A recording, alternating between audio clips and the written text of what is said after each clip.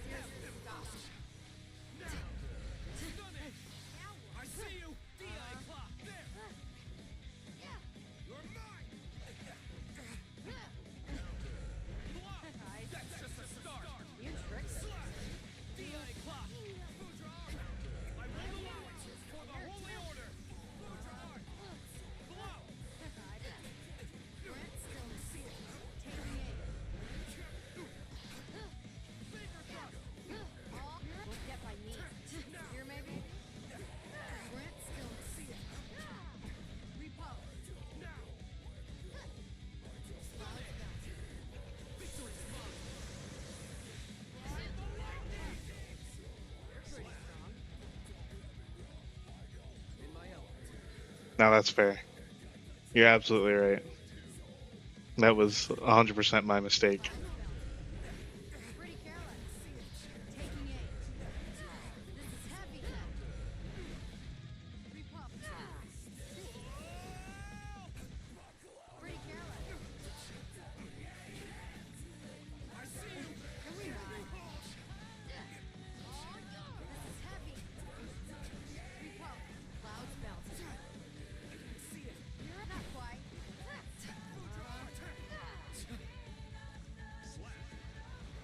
Alright.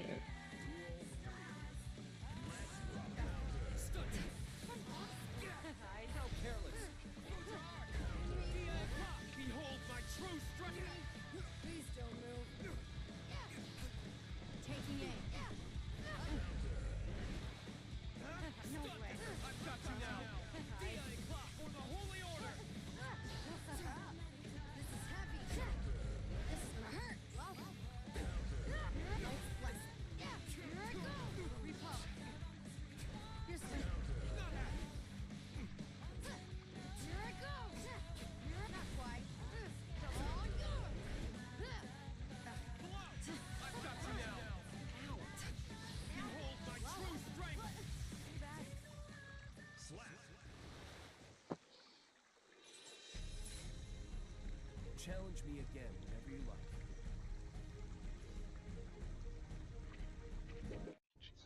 Christ, I hate G-Mon, bro.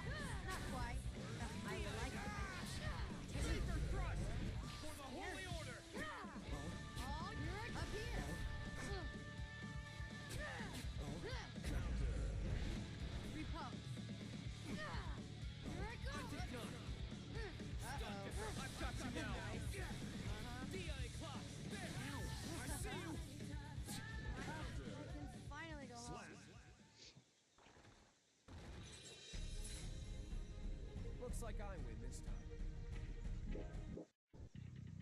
Duel 1. Let's rock. Clouds bounce. Seriously, stop.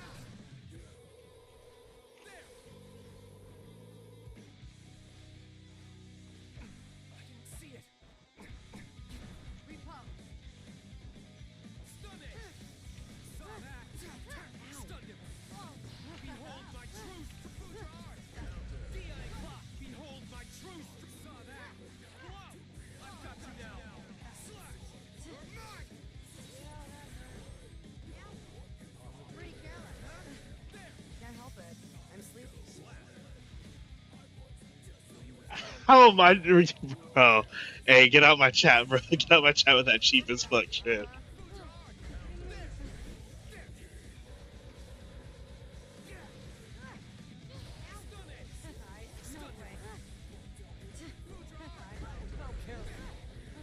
clock. For the holy order. Stunned him. Stunned him. I've got you now. Too bad. Listen, we can't be saying I'm playing cheap as fuck when I'm playing against a rushdown. Absolutely not. I refuse to accept that slander.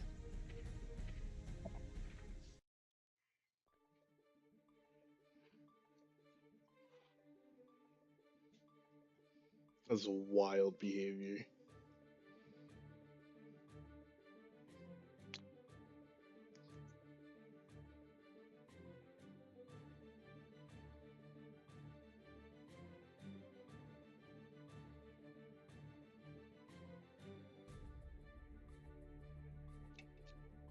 Dog, I don't even. I can't even entertain you right now. I can't even entertain you right now. Who would you have me play, Mr. Magnanimous? Mr. I'm always right.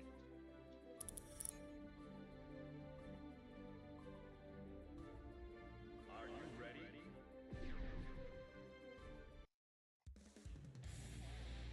Test.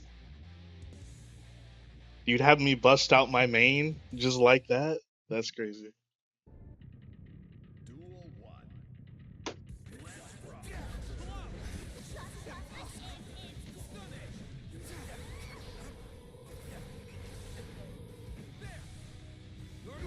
I won't allow it. You give me no choice. DI clock. Blow. Nah, bro. What? That's crazy. No. Okay, we can go back to Testament. I'll play Testament. I don't know about this Slayer shit. You've got me 50 shades of fucked up.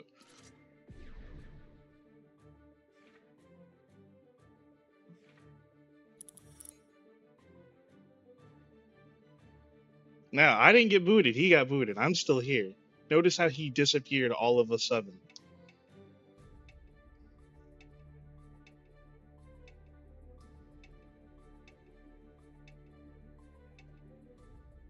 No, we don't need to talk about WrestleMania. We can forget it happened. I'm so okay with forgetting it happened.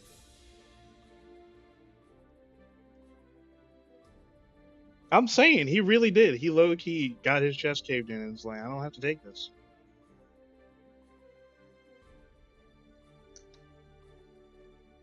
I'm like, do what you gotta do to save your rank points, I guess. Ain't got shit to do with me.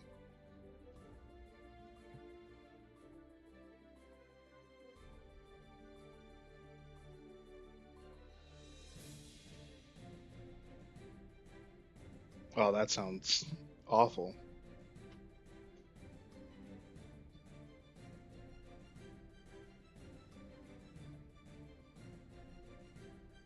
Yeah, no, I'm sure the game's lovely.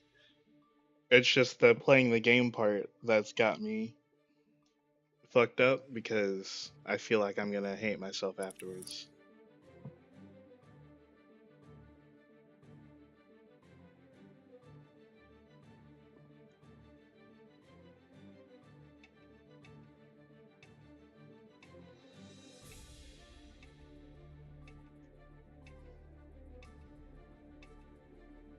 Are you ready? Bro, listen, ready up. I don't got time for this shit.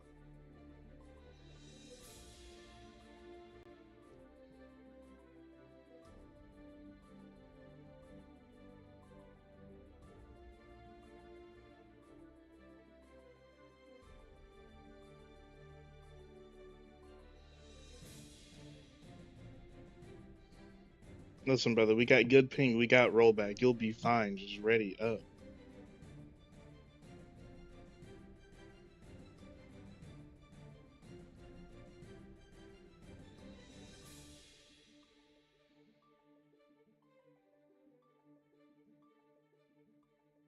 Whatever, bro.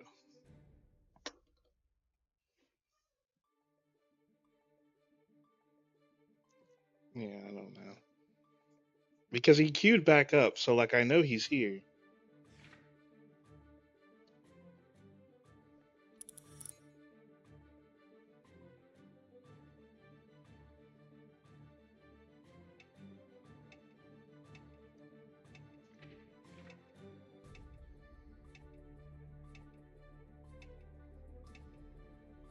Are you ready? No. We've already established not playing against this guy. We already know.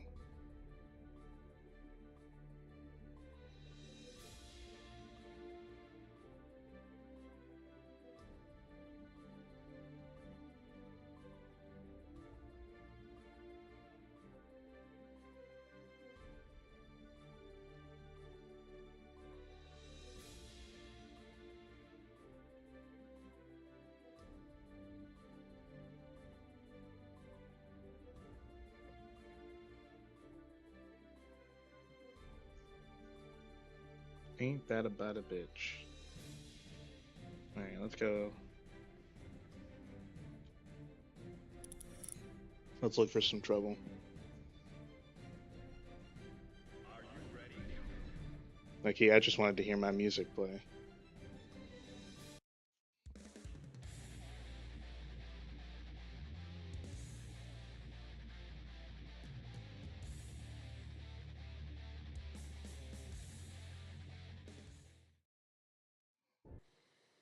Duel 1. Let's rock. Counter. How about this? Recover emergency measures. Great week.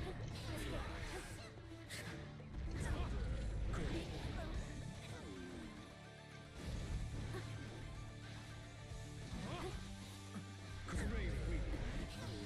Arbiter Song. Slap. 200 ping, brother. Wins. Duel 2. 7 frames of roll, but that's fucked. Great week. Divide. Great week. Venus.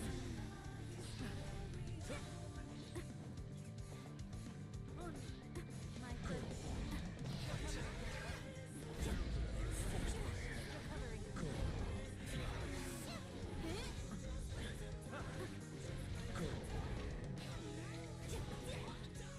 Arbiter Song.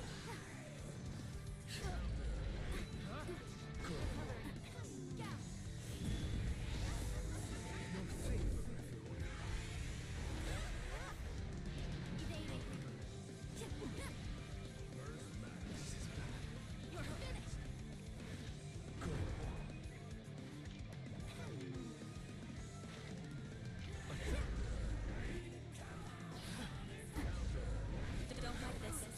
Venus.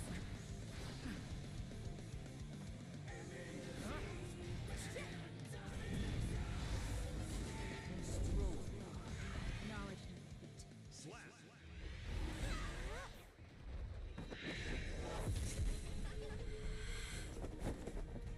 I'd say it's time for a tea break. No, yeah, Testament is mad cheap. Testament is cheap as fuck. There's a reason why Testament was my main, and you don't see me play him anymore.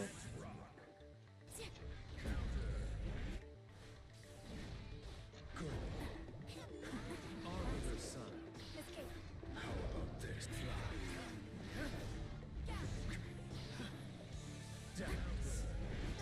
Emergency measures. Divide. Great week.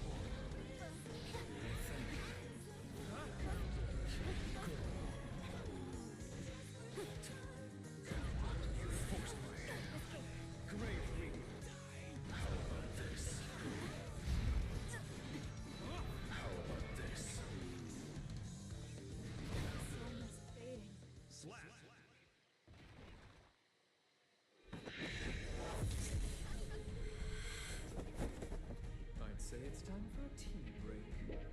Yeah, no, he doesn't want it anymore. He's done. He's so done.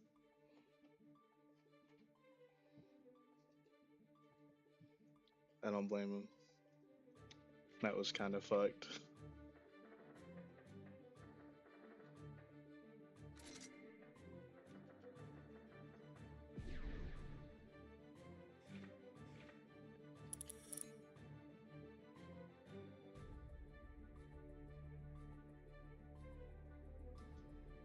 Hold on, wait. Are you ready? I'm low-key thinking about it, Ray. You might be on. You might be onto something. I don't think there is an honest character in this game, if I'm gonna be completely honest.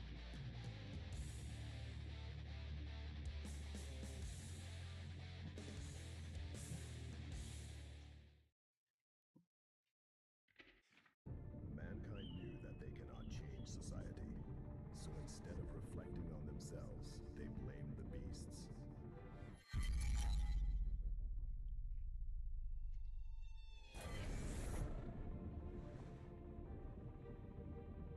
Heaven or hell.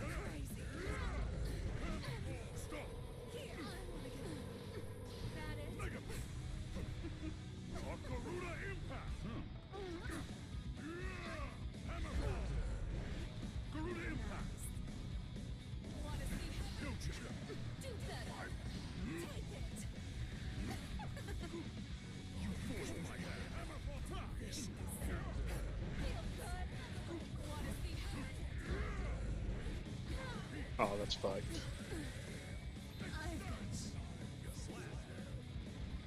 That's so fucked.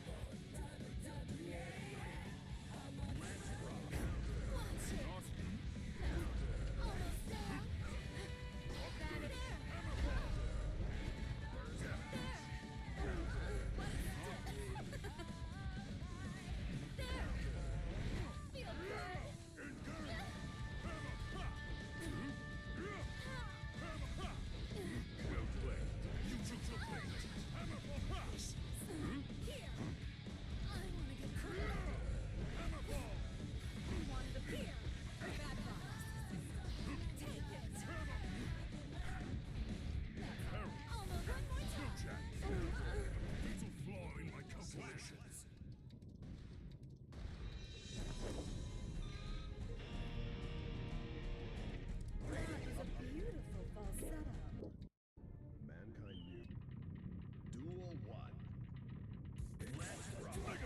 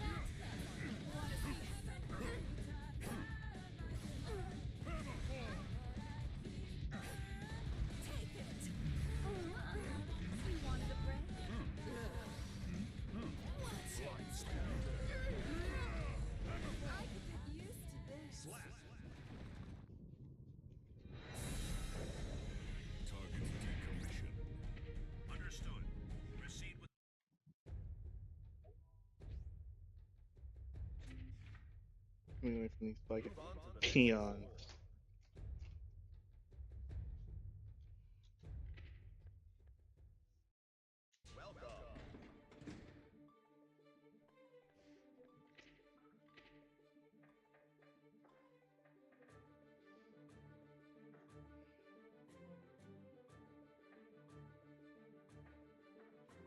Yeah, no, low key, nobody's honest in this game. Kai's the closest to honest you're gonna get.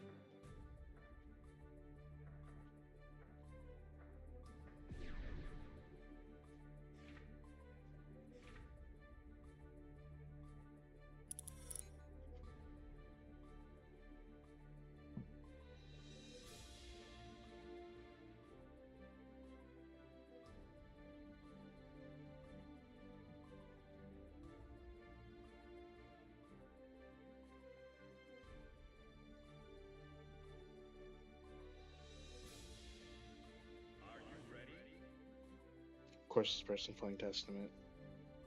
I guess I reap what I fucking sow.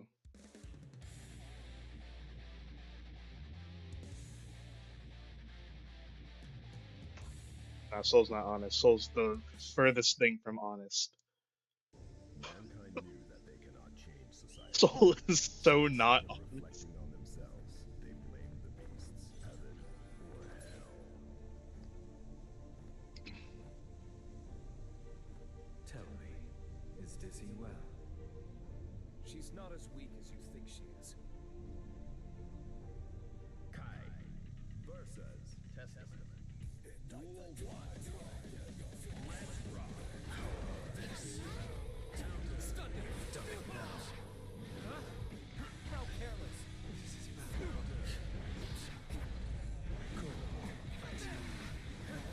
Grave Reaper. Blow!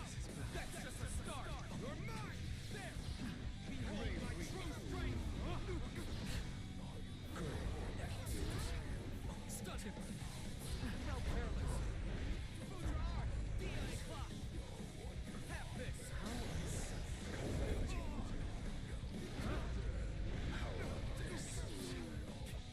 Grave Reaper. No choice. Have it. Damn.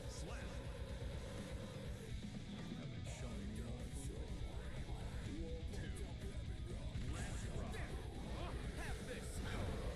Give me no choice. Stun it. DI.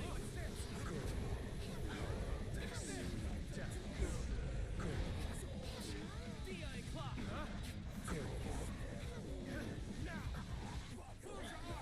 Stun him. I've got you now. Stun it. Behold my true strength. How careless.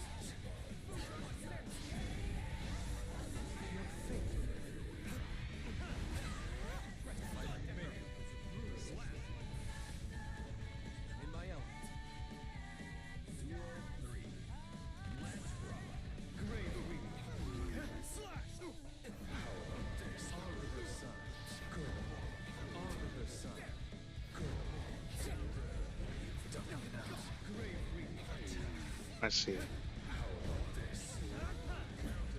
DI clock.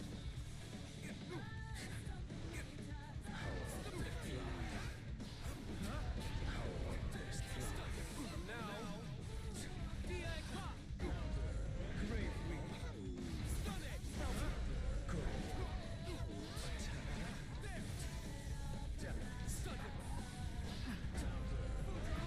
That's it. No, I fucked it up. I didn't mean to Roman cancel there. I'd say it's time for a tea break. Milk and sugar for you. Mankind knew that they cannot change society. So, Duel 1. Let's rock. Stun it! For the Holy Order! Saw that! Stun him! DI clock!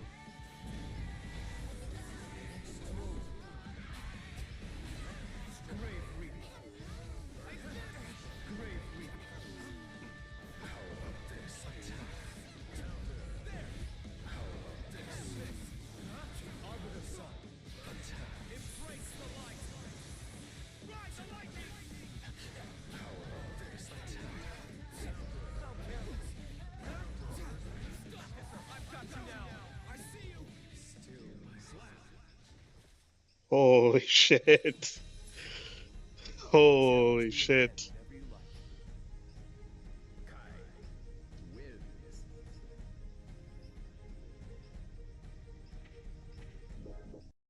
Mankind knew that they cannot change society. So instead of reflecting on themselves, they blamed the beasts, heaven, or hell. Tell me, is Dizzy well? Duel 1.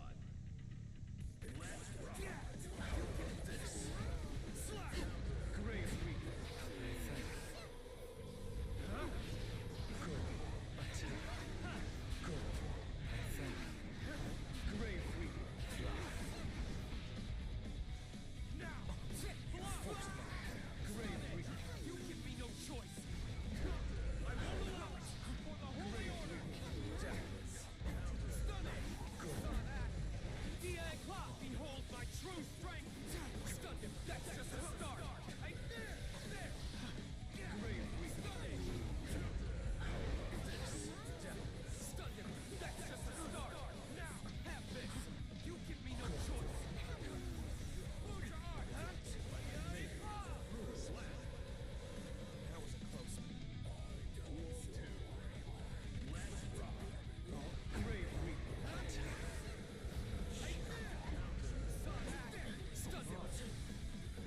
Move your art. DI clock. Grave holy order.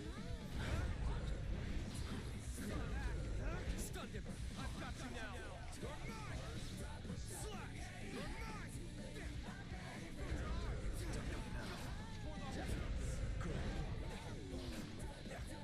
Grave Reaper. Arbiter Sun. Arbiter Sun.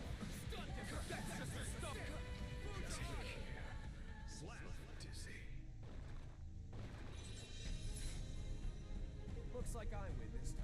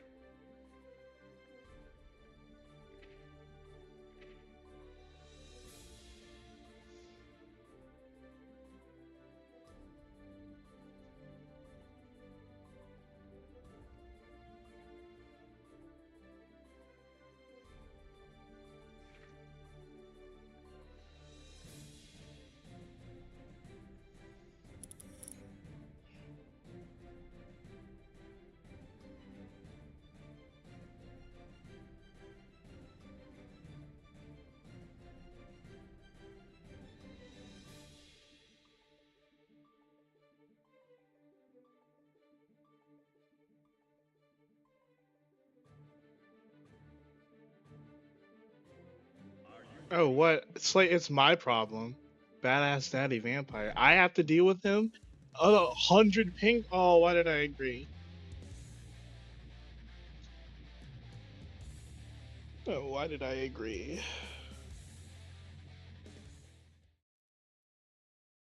Man. Duel 1.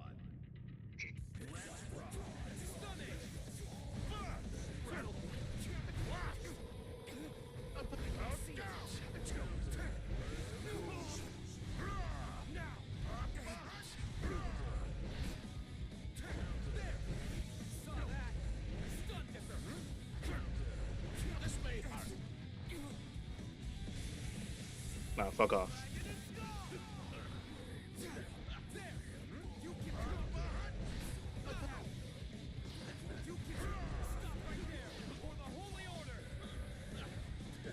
Stun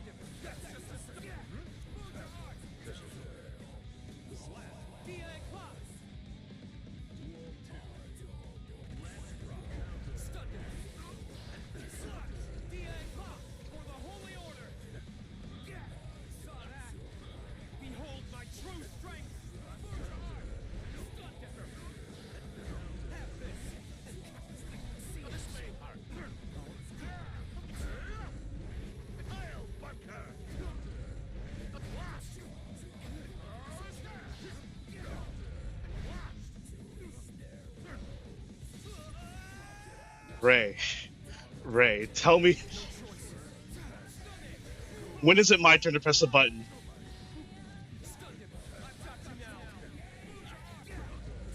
Holy shit! What the fuck? Oh my god, I hate this character. That was a fine bout. Listen, I tell myself all the time I hate Elfhelt, but really, there's only room to hate one character in my heart, and that's Slayer.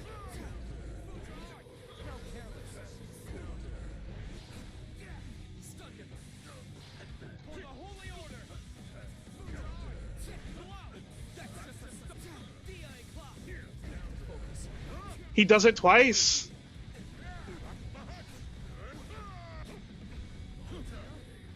Brother, brother, what the fuck? What the fuck? Hey, DP, get the fuck off! Hey, brother! It's Ray, what is your character, dog?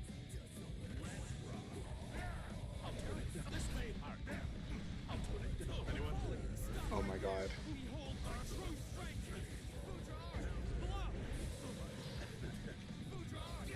DI clock for the Holy Order! Stun him! That's just a start!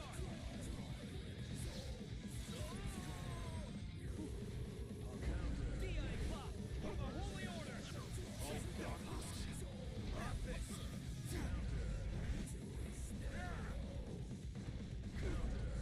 Oh. DP. DP. It's just.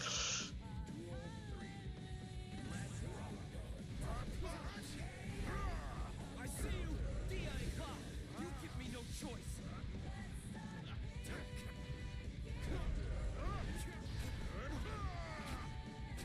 He just does 2H, and I can't.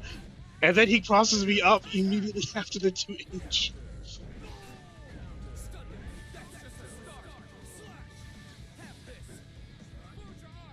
How careful! DI clock! God.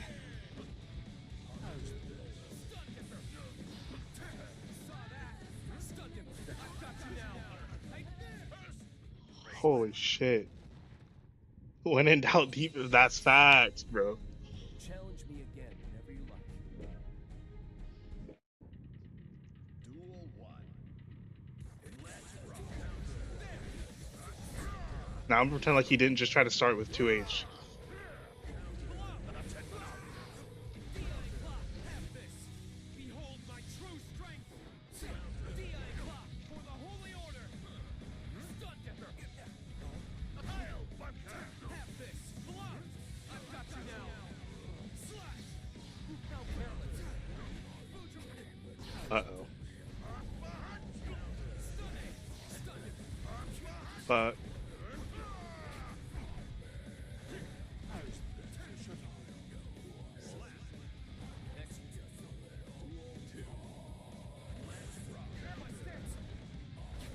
see you! Have this! Saw that! Have this! DI clock! Behold my true strength! Saw that! Embrace the light! Ride the lightning! For the Holy Order! How careless! I underestimated you. we got those. We got the confirms. We have the confirms. Oh. And he's gone. He's gone. Just like that. You hit a confirm, they leave.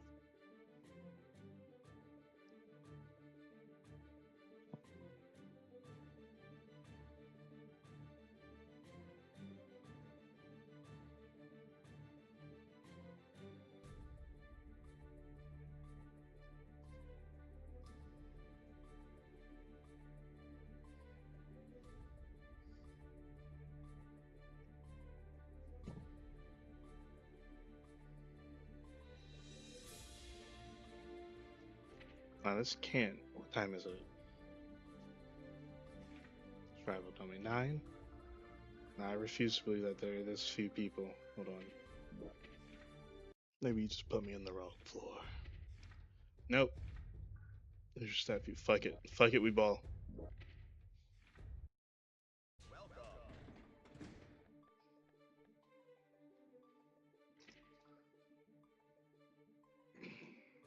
What theme we listen? We'll listen to Johnny's theme just for you.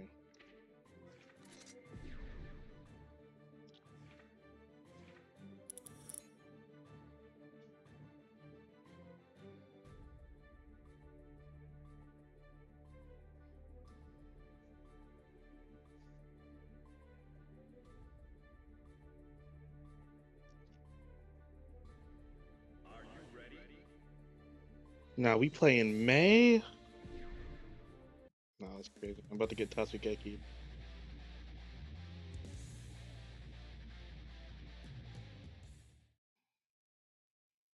Mankind knew that they cannot change society. So instead of reflecting on themselves, they blamed the beasts, heaven, or hell. I'll do my best, Johnny. I will show you the might of the Thunder Seal. Kai versus May. Duel 1. Let's rock. Damn. When in doubt, DP did not work. She did not push a button.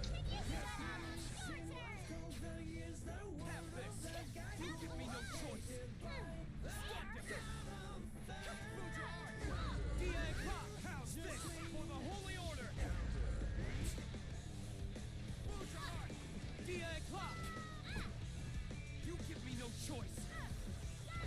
DA clock for the holy order. DA clock below. Stun edge.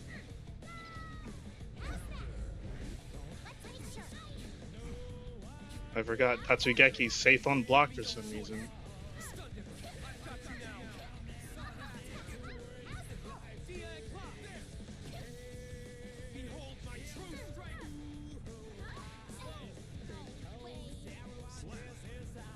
Will you withdraw now?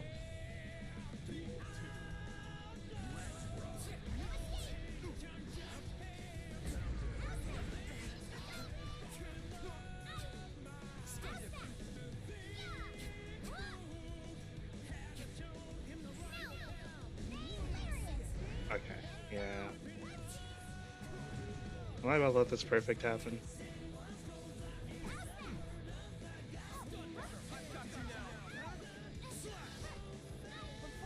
Oh.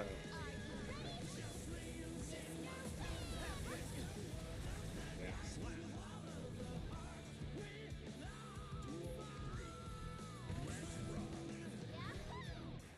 You give me no choice. Behold my true strength. Stun him. Behold my true strength.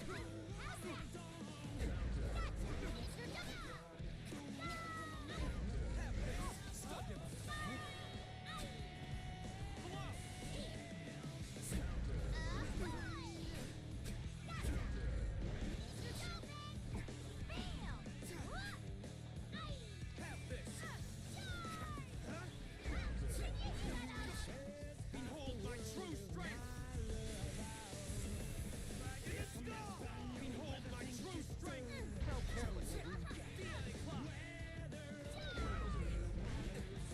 I see you. How's this?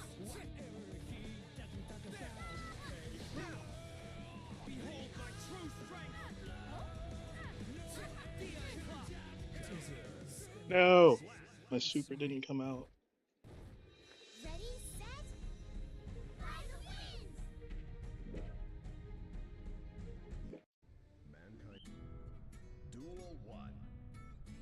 Let's rock. There! Moved your arm, huh? Can you shut up? Stun edge. Your turn! Stun him.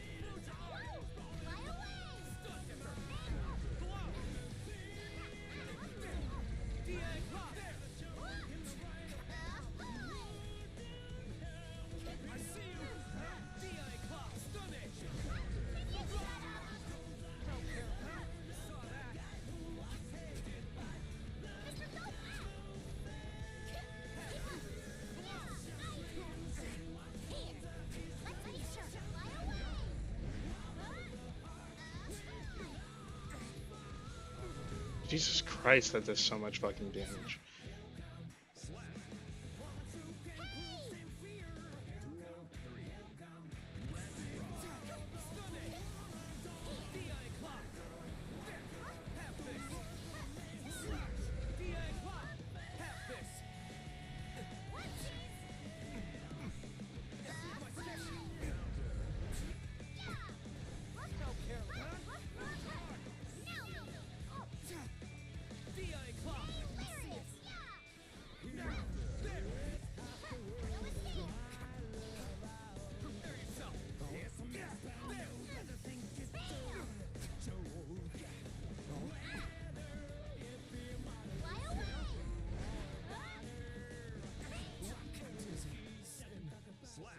That's so cheap.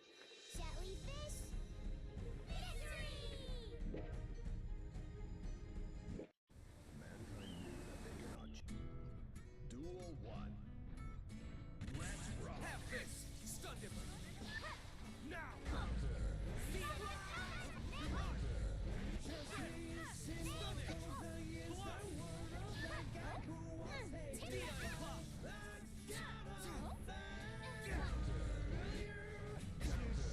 Stop right there! For the Holy Order! DI clock!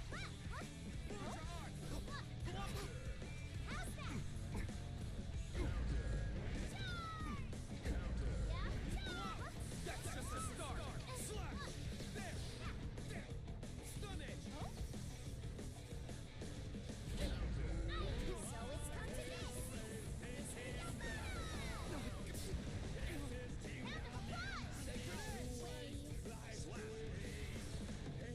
Do you withdraw now?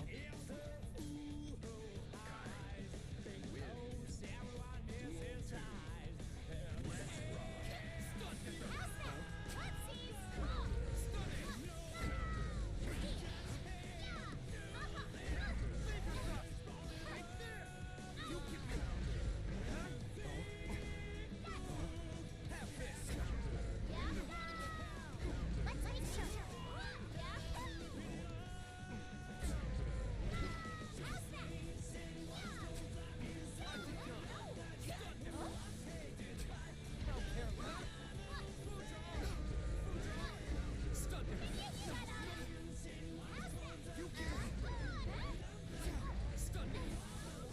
DI clock! For the Holy Order! Stun it!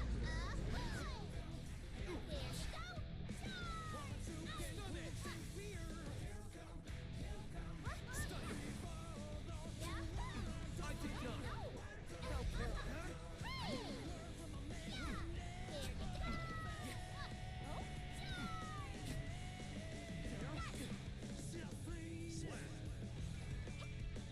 Duel 3. Let's rock. Stun him! DI clock! I see you! Stun it! DI clock for the Holy Order! DI clock for the Holy Order!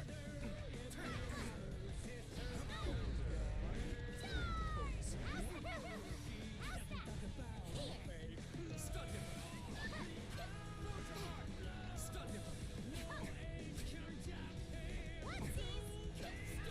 That's just the start!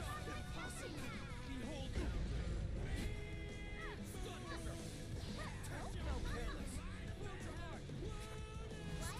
I've got you now! DI clock! You give me no choice!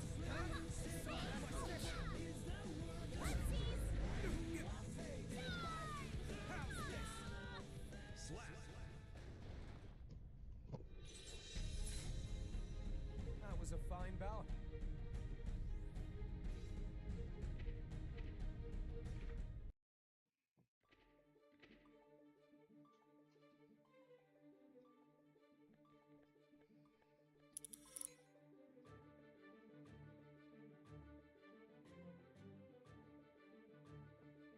Are you ready? Who the fuck is this nigga? He came sprinting up to me.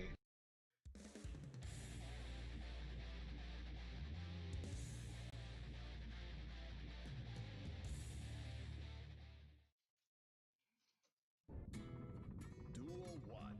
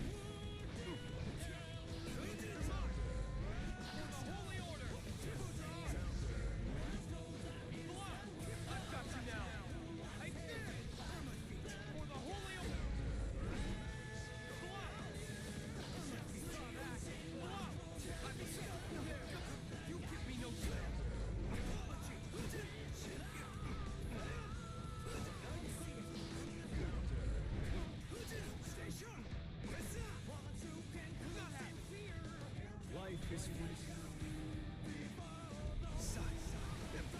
What?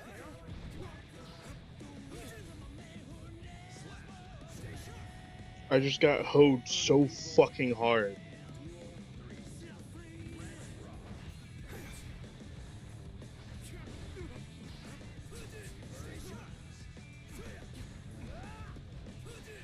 I see you! DA clock! Have this! Blow! There! Stunned him!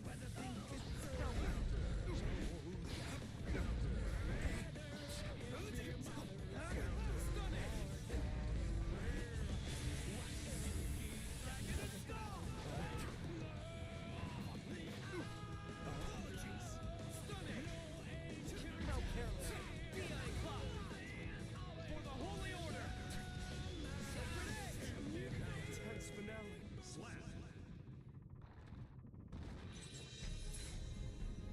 Challenge me again whenever you like.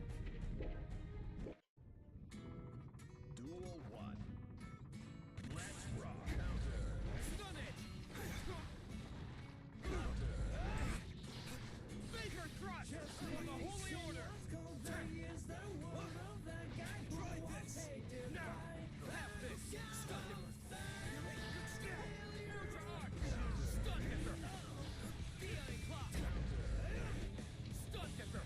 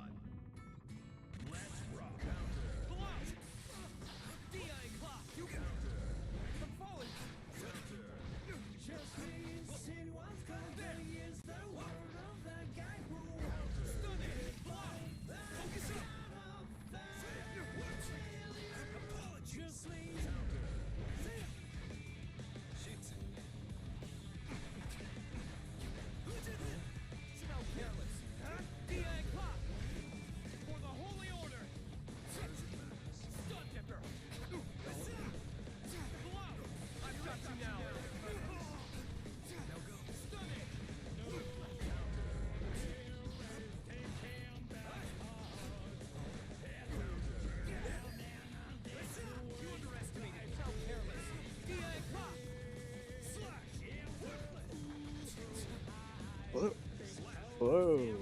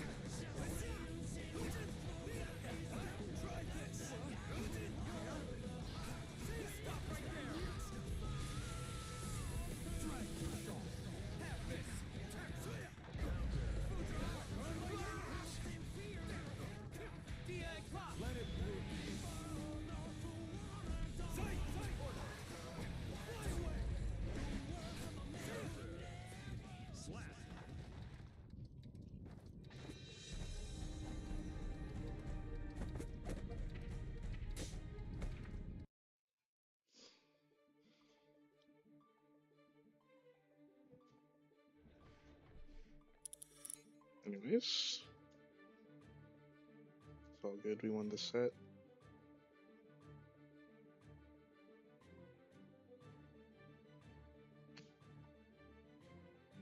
As we care about ending positive.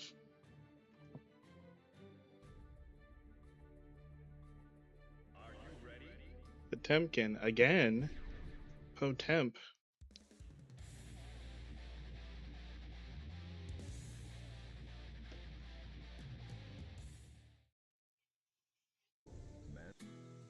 Duel 1.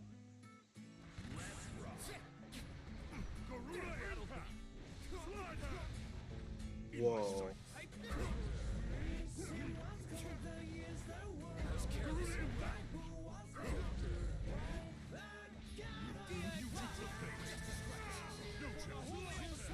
Okay. Okay. Okay. Okay. I think it's so bullshit that I can't throw projectiles at Potemkin.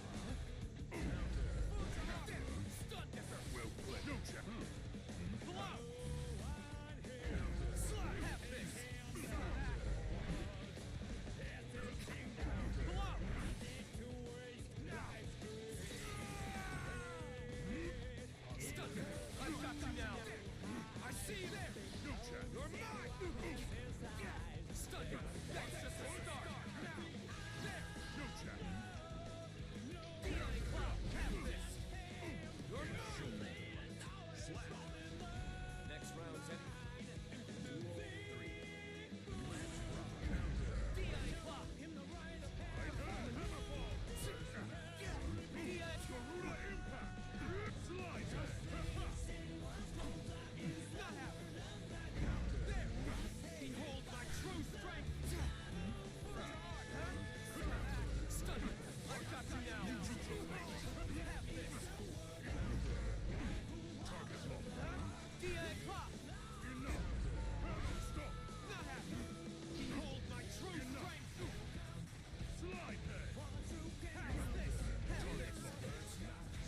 Jesus Christ.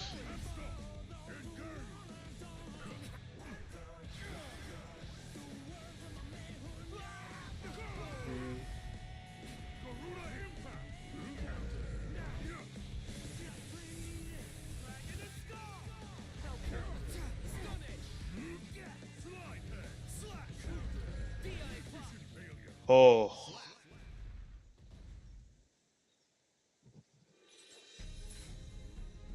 That was a fine bout. We love Dragon Install. Duel 1. Let's rock.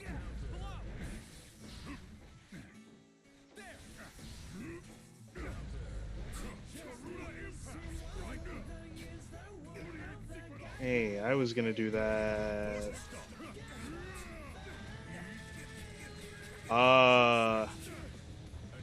Bro got a little extra credit.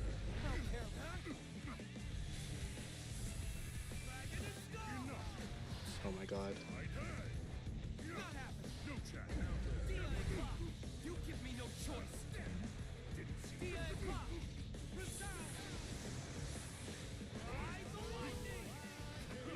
No! It didn't connect all the way!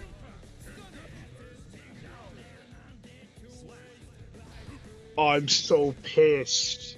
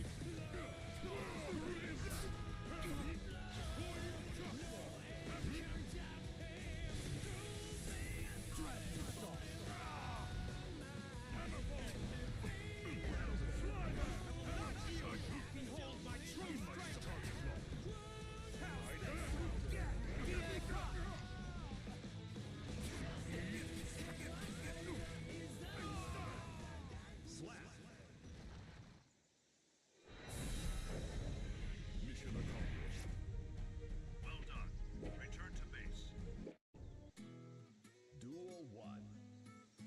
Let's rock. Stun it! Have this! Enough! How's this? Fuja Art! DA Clock! Behold my true strength! You just baby! Stun it! Behold my true strength!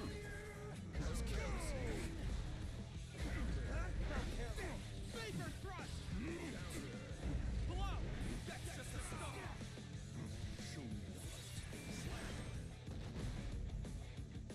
Duel 2.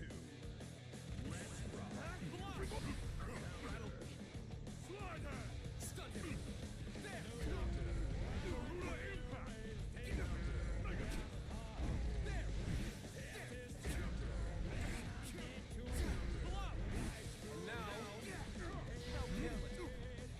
I see you!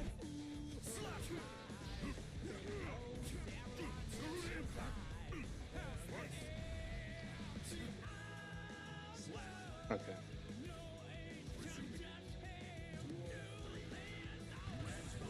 Stun him! Saw that! Stun him! I've got you now!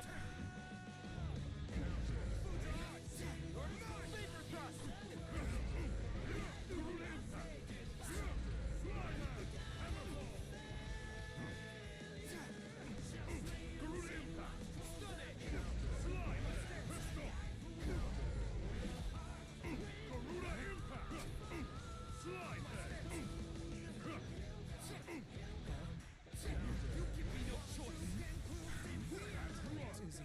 What? Proceeding with the mission as planned. Copy that. Awaiting next report. Grabbing in this game still to this day does not make any sense to me.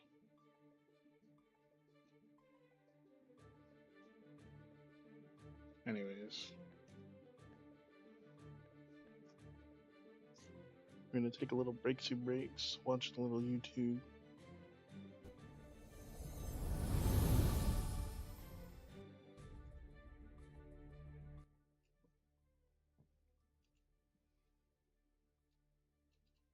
Anyways, this is what we're going with. Who is Masquerade? Bakugan had one of the biggest plot twists of my childhood. Back in July of 2007, the original Bakugan series aired on the Canadian television network called Teletoon for the first time, and I was blown away. The concept was very unique. An entire game centering around cards and marbles that pop open to reveal kaiju-sized monster was the coolest thing on the playground. Pokemon was for the grade 2 kids, but Bakugan, that was for the big kids. Creatures coming out of balls was our thing! As much as I would love to talk about the show as a whole, the English dub leaves a lot to be desired, to say the least. The doctor's right, Shun. I'll be fine. You go home and Grandpa will look after you. Bitch, you're supposed to be dead! However, I want to talk about one episode in particular. Episode 38, Behind the Mask of Masquerade. As much as the English dub has a lot of confusing translation mistakes and sometimes questionable voice acting, this episode is the gold standard and shows what Bakugan can truly be at its best. Join me as we dive into the narrative. To set some context, Masquerade first appeared in episode 2 and was established as one of the central antagonists of the series. They were a menace. They had something called the Doom card, which could send defeated Bakugan to the Shadow Realm, the Doom Dimension, and was basically Bakugan's version of Hell. And even to their own Bakugan, they're ruthless. They had a partner for a good long while named Reaper. When Hydronoid was introduced, they tossed Reaper into the Doom Dimension. Not to mention, they also have an ability card that negates the power boost from a gate card. It's considered absurd. I, however, play Yu-Gi-Oh! In 2024. I would kill for only one negate, man. I've rambled on about this for a while, but it needs to be said how powerful Masquerade is and how much of a challenge Dan, our main character, has for taking them down. This episode opens with one of the main characters, Alice, walking through a really foggy field and wondering how she got there. Now, Alice at this point in the series was the only member of the team who didn't actually play Bakugan. She was more the type to support the team in other ways. The fog dissipates to reveal that she's standing on a cliff overlooking the city, which by the way is called Wardington, which I find hilarious for some reason. Another member of the team, Runo, calls out to Alice and expresses that she's worried about her, and asks where she's been. With a sad look, Alice confesses that she doesn't know. She breaks down, saying she wishes that she could figure out what's going on. Runo takes Alice to her place and lays her down in bed, thinking she's just tired. Alice confesses that this isn't the first time this has happened. Runo asks the obvious question of, when has this happened before? Alice's response is shocking. Well, I guess ever since I started playing Bakugan. What? I'm sorry, but when did Alice start playing Bakugan? We've never seen her so much as open the field on screen before. Look, even Runo was shocked. To add more to it, she says, It's like I don't know myself anymore. Wow. This is strange. We've never seen Alice play Bakugan on screen before, and now she talks like she's been playing this whole time? What gives? That was unnecessary. Why would you show a dog slipping and falling? The scene shifts to Dan's house, with a news broadcast playing, talking about the crazy weather happening all over the world. Snow in July, a water geyser spouting out the Pyramid of Giza, and the Aurora Borealis appearing in the skies of New York. Side note, a little bit of context Past Josh forgot to add into the script, but another of the main antagonists, Naga, took control of something called the Silent Core in the center of the Bakugan homeworld of Astroya. And because the Infinity Core isn't with it, the Bakugan homeworld of Astroya is out of balance and collapsing in on itself. And it's also leaking into the real world. So that's why these strange weather phenomenon are happening. The scene explains some of this to Dan's mom as well. She can kind of act like a vessel for the audience at times. Or, you know, the network thinks kids don't retain any info, even though they're wrong, but that's beside the point. One or the other. Dan mentions the idea of striking at Masquerade and Naga first before they can, since all they're doing is protecting the Infinity Core at this point, which everyone agrees is a good idea. Marucho, another one of the team members, asks how Alice is doing, which Runo gives the answer we know already. Then one of the funniest lines in the show is uttered. Is it like a girl thing? Maybe she just might need to go see a doctor. Yes, Joe, it is for sure a girl thing to just randomly sleepwalk and end up on a cliff, then passing out in your friend's bed. I wasn't kidding, by the way. This guy's name is actually Joe. We have all these Japanese names and some unique names in the show. Marucho, Shun, Runo, Rikimaru, Tatsuya. Even names like Dan and Julie are fine because the writing in these shows gives ample time to develop both of these characters, and it makes the audience care about them. Then there's Joe! He's important, sure. He developed the Bakugan website and he's the head admin of it. But beyond that, his partner Wavern is more important than Joe himself.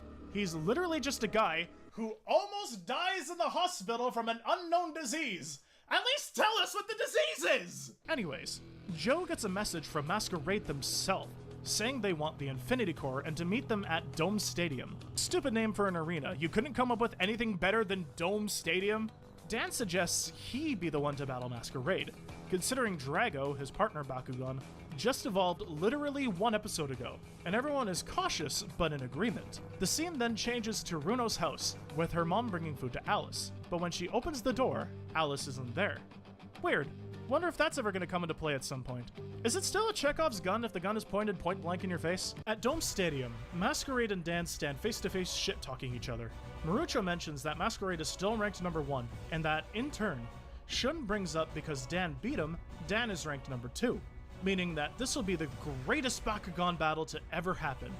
Ranked number 1 versus ranked number 2. Whoa, this is gonna be the ultimate showdown then!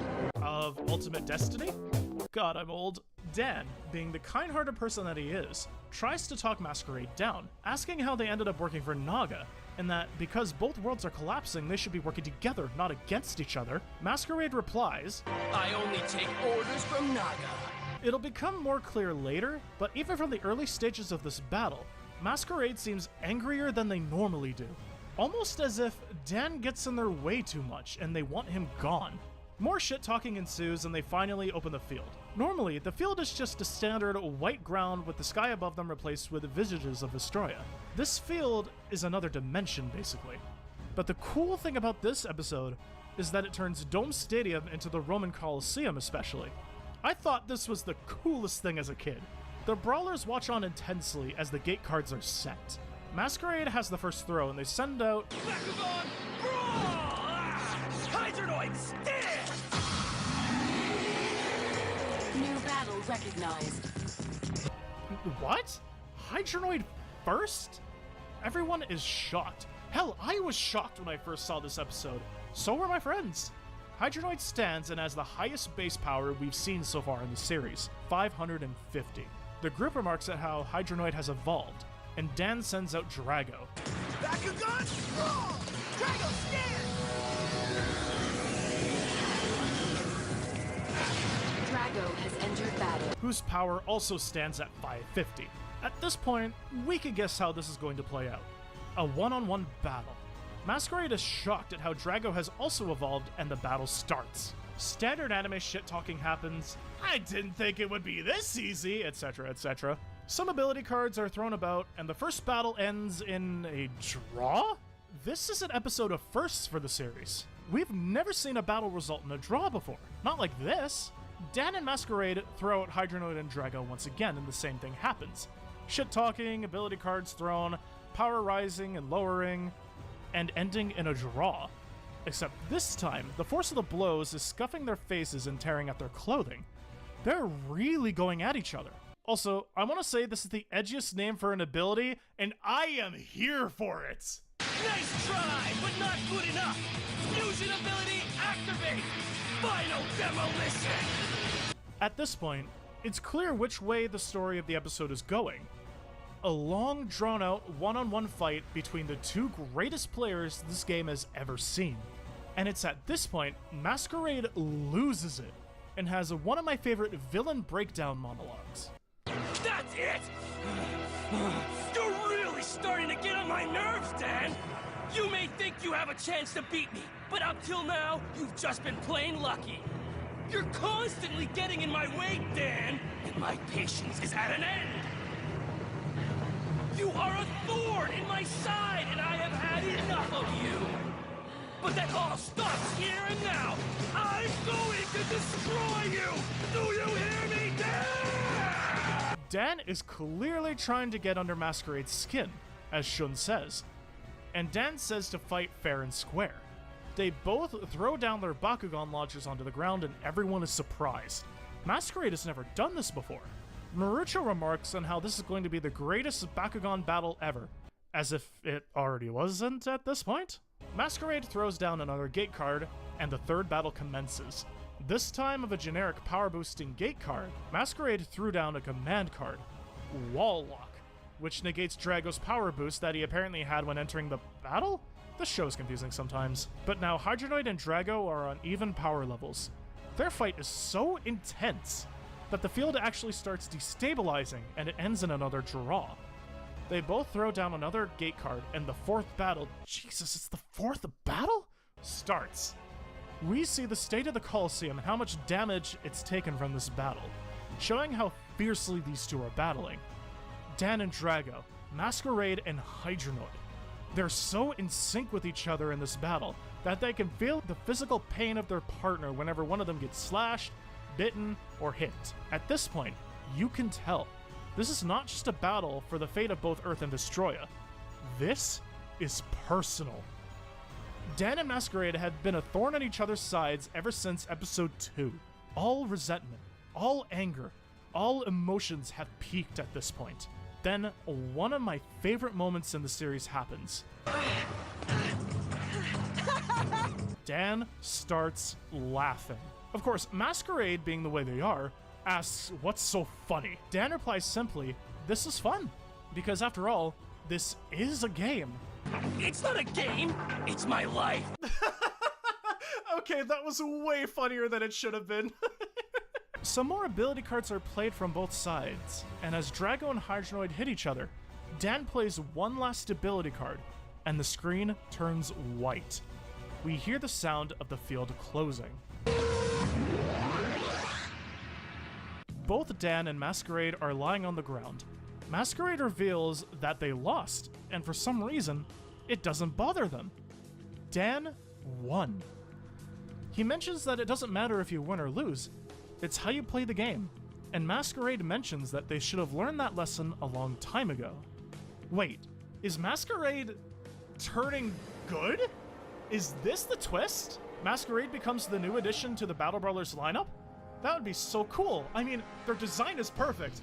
That outfit is so cool! Dan offers Masquerade to team up and join the Battle Brawlers fight against Naga. Masquerade even agrees that they like the plan, that it's a good one. The rest of the Brawlers are eagerly waiting for them to accept the offer. But then, it happens. Masquerade refuses the handshake, stating that they don't think it would work out. They reach for their mask, exclaiming, "Later, Dan," and they drop the mask onto the ground. Masquerade's normally blonde Super Saiyan hair drops down and turns orange, and in Masquerade's place stands Alice. What? But Masquerade's a guy! Their voice sounds masculine anyways! How could Masquerade be Alice? But then it hits you. Alice mentioned at the beginning of the episode that when she plays Bakugan, she doesn't feel like herself. Well, I guess ever since I started playing Bakugan, it's like I don't know myself anymore. She was laying in Runo's bed before she left to meet up with the other brawlers, but was gone when Runo's mom brought her soup. Everything lines up with Alice being Masquerade. The interesting thing is, Alice looks shocked, confused. She looks like she doesn't even know that the battle just took place. At this point, I'm going to dive into a little bit of episode 39, Masquerade Unmasked, to give a little more of an explanation. Alice outright has a breakdown here, saying she doesn't understand, asking what she was doing, and that she doesn't remember anything.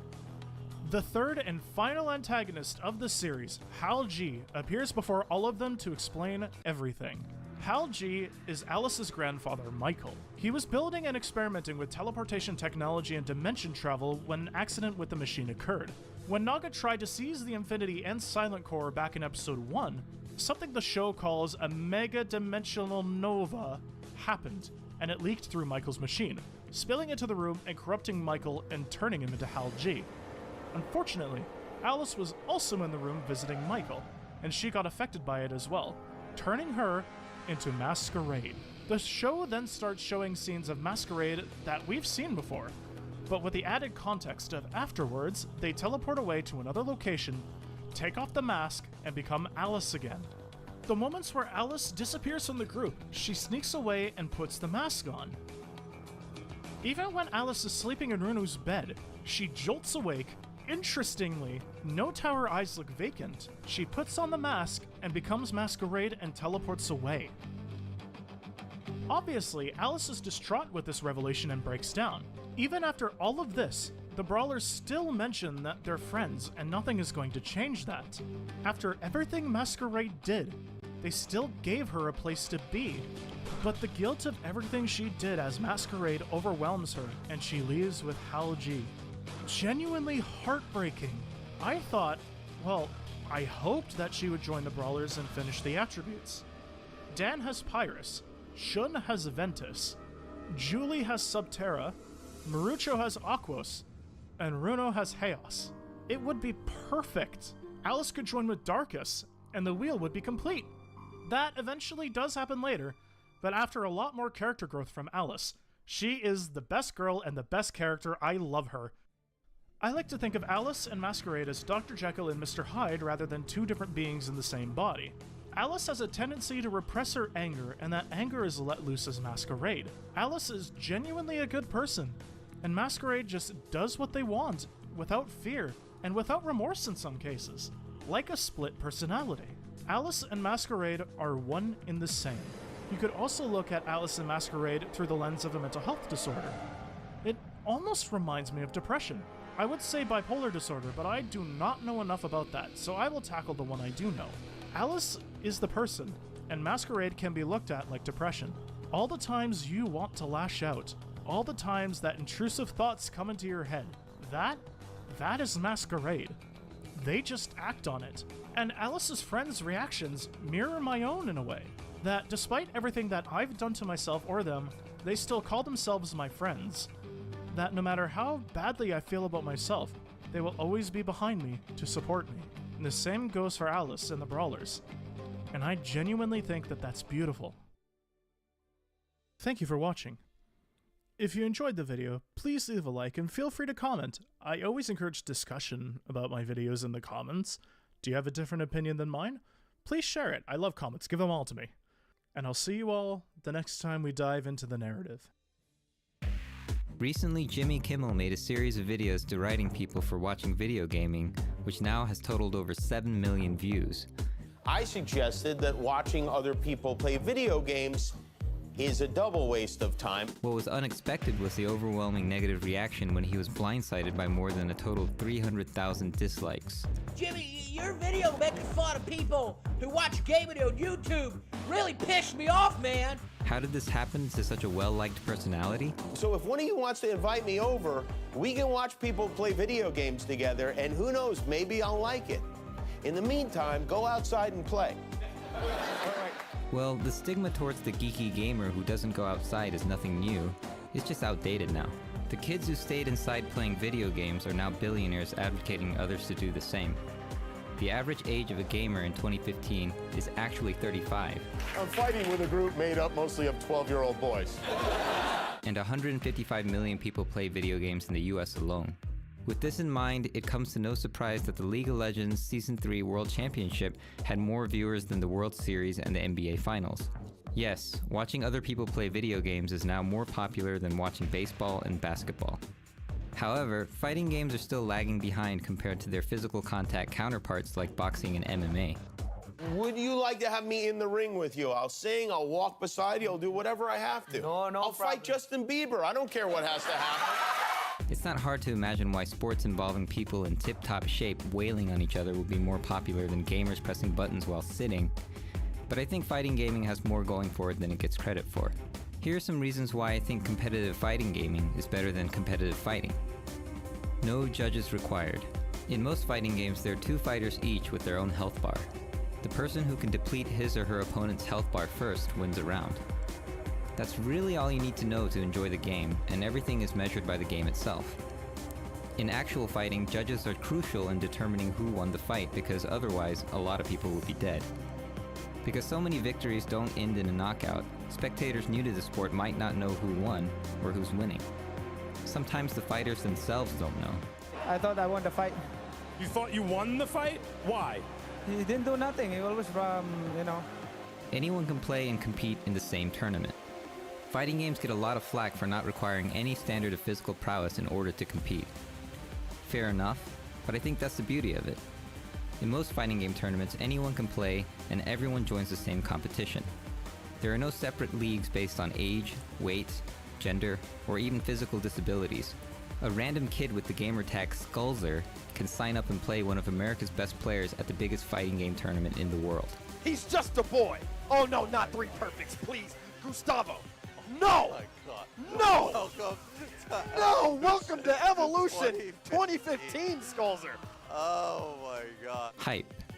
Of course, hype is not unique to fighting games, but it's kind of developed its own meaning among fighting game players.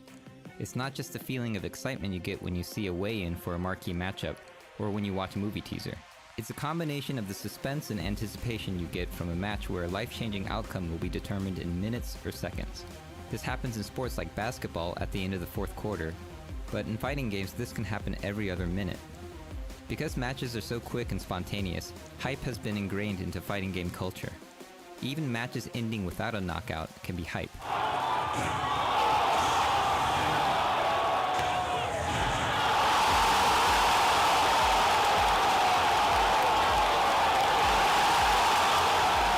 No one gets hurt. Actually, that's not entirely true. There's the guy who was stabbed over a King of Fighters match, and apparently someone lost an eye after a Killer Instinct match by accident. But the point is that no one becomes a winner because they gave someone a concussion. At the Hail Mary right hand. Fighting games retain all the excitement, training, trash talk, passion, and personalities, without the violence. But let's be real. If we're comparing real fighting to video game fighting, there's no contest. You're trying to hug him too much? You trying to hug him too much?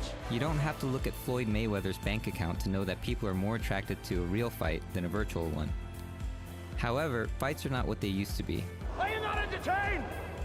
We can't have fights to the death anymore, and fighting leagues like the UFC had to tone themselves down in order to expand to a mainstream audience. As a result, this is what the fight of the century looked like.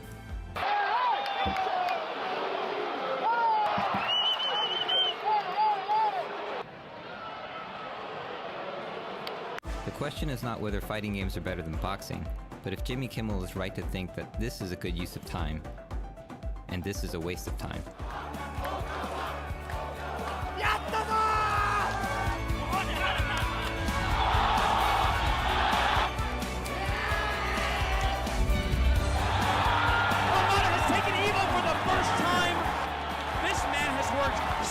So hard for the past 365 days.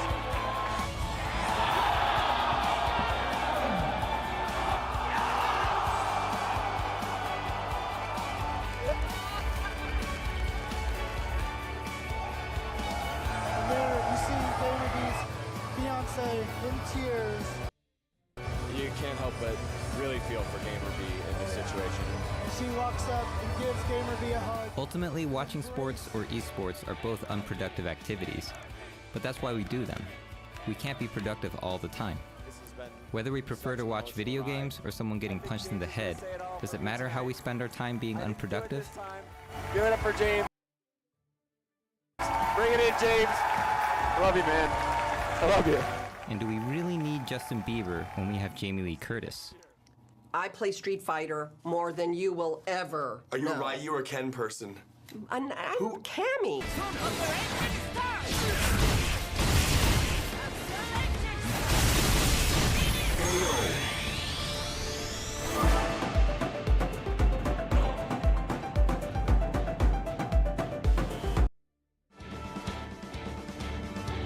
We'll watch the video and then we'll hop back. Ever since Street Fighter II and Mortal Kombat came out in the early 90s, there have been no shortages of new fighting games each year. After nearly 2.5 decades, the genre is still evolving and adapting to new technologies, and indie games are now possible with cheaper computers, crowdfunding, and widely available software development kits. Fighting games have seen more experimentation than ever before at a time when gaming is becoming a mainstream phenomenon. Because the enjoyment of competitive fighting games is correlated to the time invested in it, one must choose wisely in order to not spread oneself thin. He chose poorly. So what makes a fighting game worth spending hundreds, if not thousands of hours practicing? The first thing that's noticeable is the franchise. It may seem shallow, but an established franchise ensures that people will notice the game and give it a try. It's certainly not a guarantee that the game will be any good, but at a certain level there's a kind of pride with playing an iconic character. Laugh wants to be known for his Ryu setups, not his Mizoguchi tech. Dominion and NuckleDu want to prove who the best Guile is, not who the best Matlock is. And Infiltration, well, Infiltration might actually have a pocket Phelan that no one knows about, but I digress. Of course, Street Fighter II characters were unknown when it first came out, but it didn't take long before it became the brand it is today. A franchise can give a big boost to the awareness of a game, and games like Mortal Kombat 10 have added characters like Jason and Predator, with gameplay videos racking up to millions of views.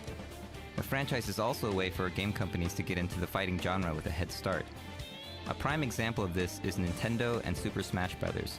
Sadly, their IP is so top tier that they demand to be paid when users show their games on YouTube, which is why you're looking at Ultra Dario right now. Demand to be paid. That's crazy. When users show their games on YouTube, which is why you're looking at Ultra Dario right now. But ultimately, a game would be nothing without its gameplay. For some reason, when people new to fighting games play for the first time, they tend to mash buttons as fast as they can. I mean, you don't see this happen when people play Civilization, for example, but we're lucky games don't work this way. A fighting game where the sole goal is to press all the buttons as fast as possible will be a terrible game, and this is why we have what's known as gameplay mechanics, and is arguably what determines the longevity of a fighting game. While fighting games typically don't have a ton of content compared to other genres, tournament players will spend thousands of hours practicing one game, and mastering one technique may take the same amount of time as beating an epic RPG. This might seem a bit insane, especially since training stages in these games look like insane asylums, but it's a testament to a well-made game mechanic.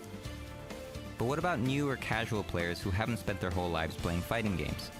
After getting past the mashing phase, a player might try to actually learn the game's special moves. This is where execution comes in and where a lot of people give up. As much as it may seem like it, special move motions weren't made to frustrate players, but to make the more powerful moves harder to execute. It makes sense if you think about it.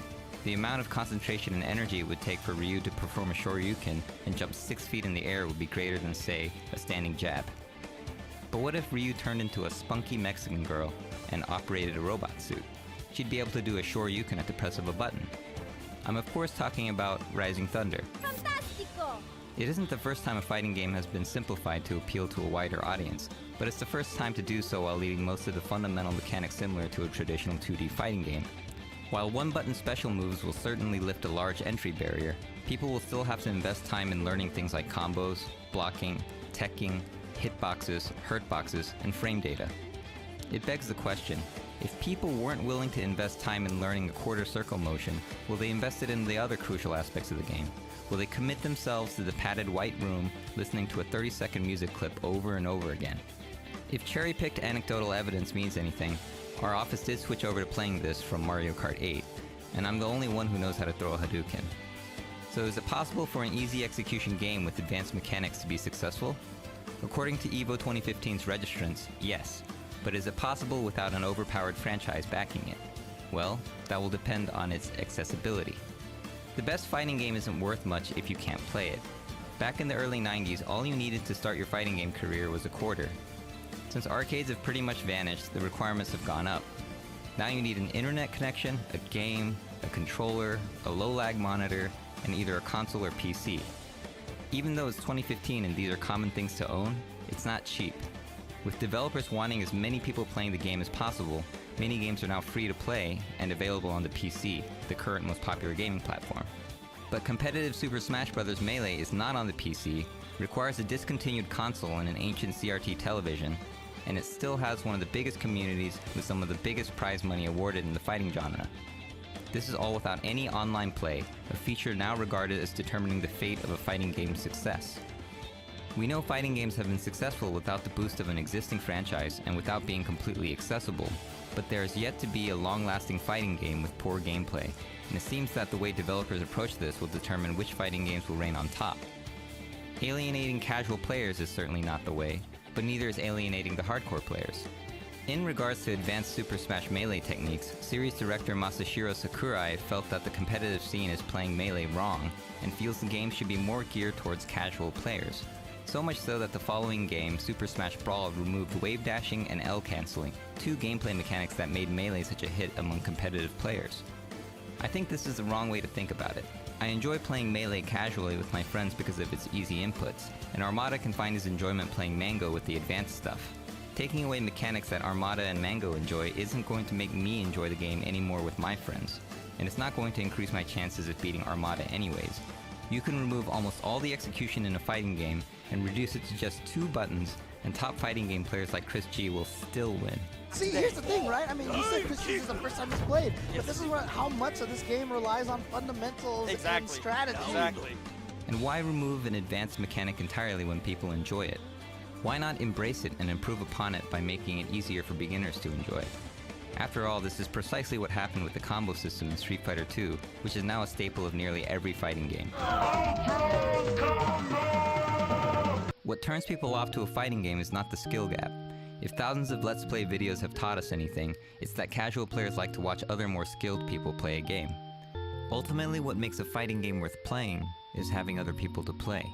The spirit of fighting games has always been one of inclusiveness, where anyone with a quarter could participate. As good as single-player modes on fighting games have become, it won't satisfy the ones constantly seeking the next challenge.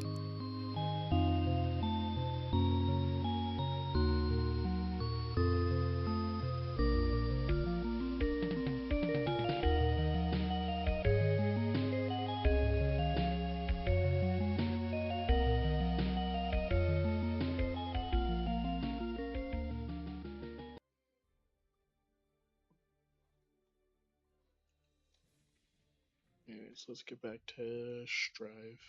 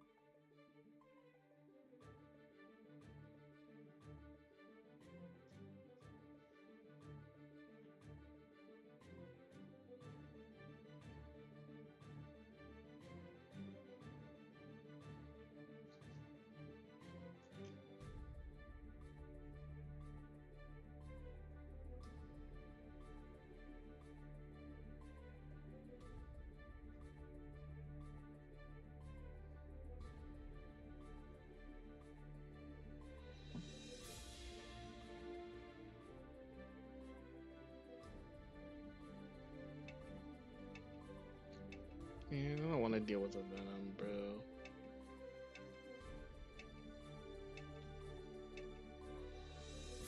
Are you ready? Like, I'll do it, but like, I won't be happy about it.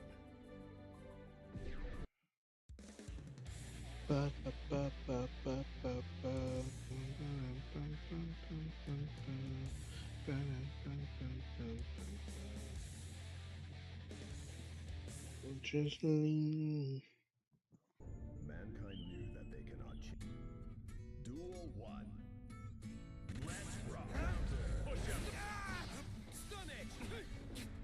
Masay. Q5. Masay. Set.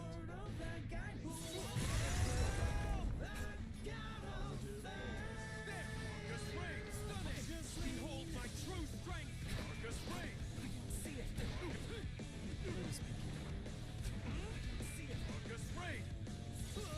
I don't even. You give me no choice.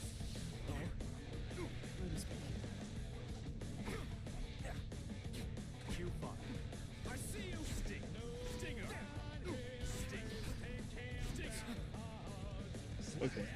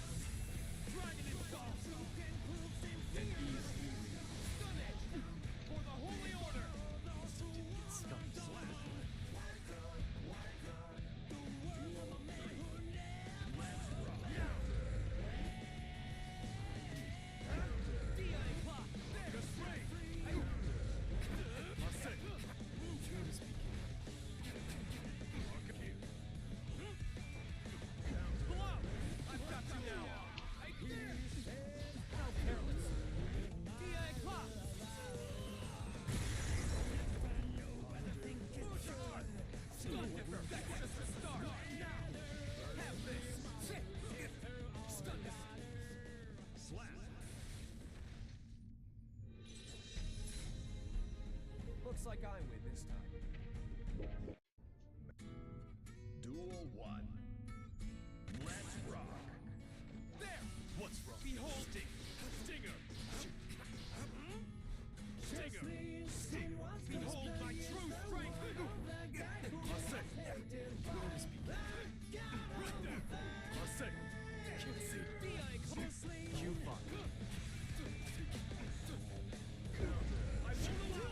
Behold my true strength! What's Stun Dipper! I've got you now! DI Clock! Sting! Stun it! Foudre Arc! Blow! Sting!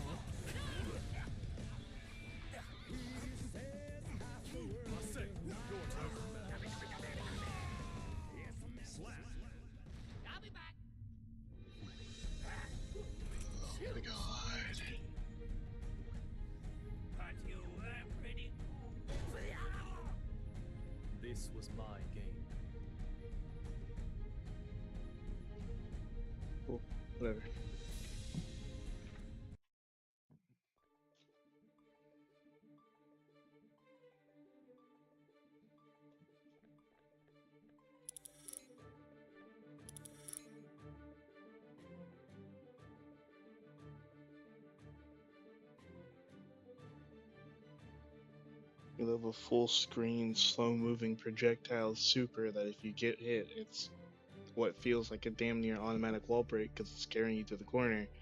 Oh, I'm gonna block it. Venom can run up behind it and hit you with a high or low while you're blocking, and you'll get hit by the full super anyways.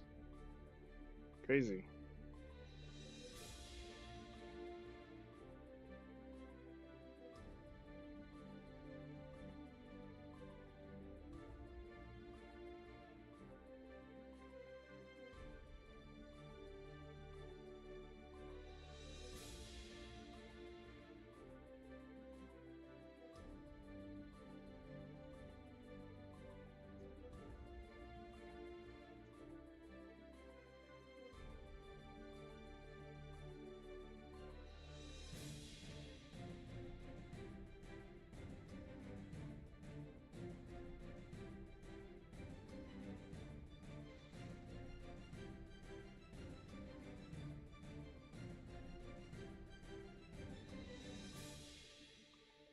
Are you ready?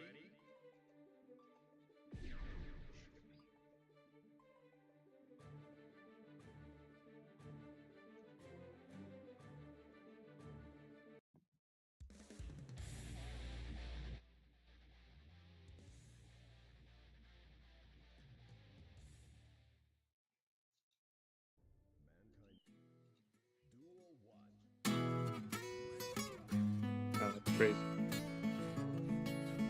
Put my music on fucking shuffle and Justine started playing. Justine said was cold, the years, the word of the guy who was hated by the god of failure. Justine.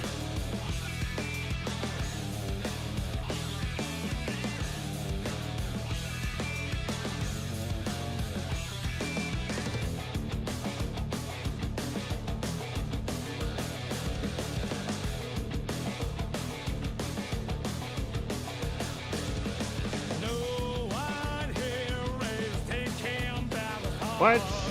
What?